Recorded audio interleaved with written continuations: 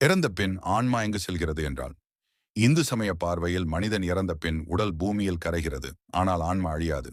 அந்த ஆன்மா தன் கர்மா செயல்கள் மற்றும் அடிப்படையில் அடுத்த நிலைக்கு செல்கிறது. ஆன்மா 3 முக்கிய பாதைகளில் ஒன்றை அடைகிறது. கர்ம பிணைப்பு உள்ள ஆன்மா மறுபிறவி எடுக்கிறது.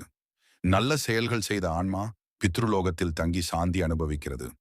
முழுமையான ஞானம் பெற்ற ஆன்மா மோட்சம் அடைகிறது. அதாவது பிறவி சுழற்சியிலிருந்து விடுதலை, பரம பிரம்மத்துடன் ஒன்றாக இணைவது. இஸ்லாமிய பார்வையில் எவ்வாறு என்றால், மரணத்தின் பின் மனிதன் பர்சக் எனப்படும் இடத்திற்கு செல்கிறான். இது உயிருள்ள உலகம் மற்றும் மறுமை உலகம் இடையிலான இடம். அங்கு ஆன்மா முன்கர் மற்றும் நகீர் எனப்படும் 2 தேவதூதர்களால் விசாரிக்கப்படுவார்கள். நல்ல ஆன்மா அமைதியான ஒளியில் தங்கியிருக்கும். தீய ஆன்மா இருண்ட இடத்தில் தன் பாவங்களால் துன்பம் அனுபவிக்கும்.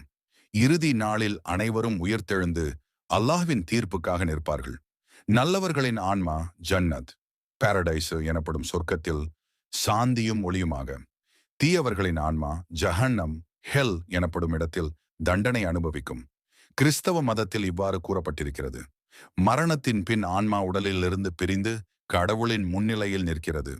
வாழ்க்கையில் செய்த நன்மை தீமை அடிப்படையில் தீர்ப்பு அளிக்கப்படுகிறது.